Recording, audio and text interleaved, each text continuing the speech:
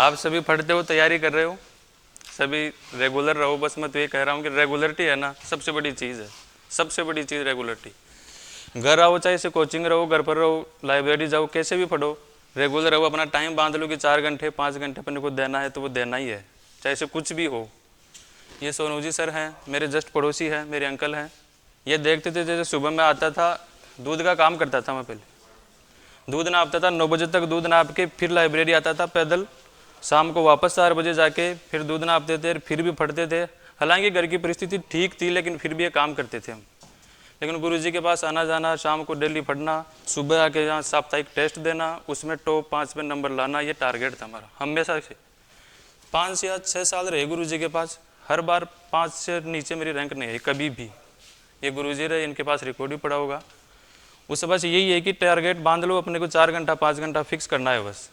और वो है, चाहे से आप एक सब्जेक्ट को पहले ले लो या फिर सभी को घंटा घंटे ले लो, किसी भी हिसाब से ले लो, रेगुलर रहो और बांध के रखो बस अपना टारगेट। ये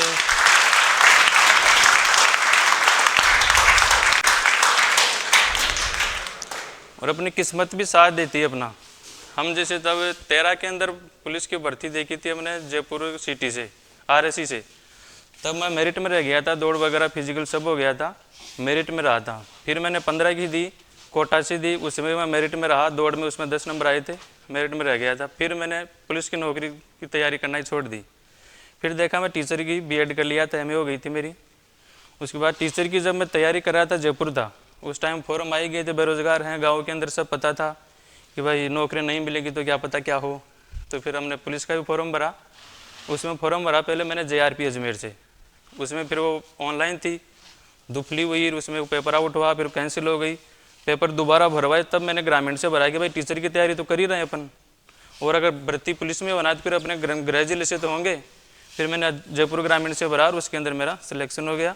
तैयारी बीच में छूट गई, गुरुजी का साथ रहा और आज 5-6 साल हो गए नौकरी पर।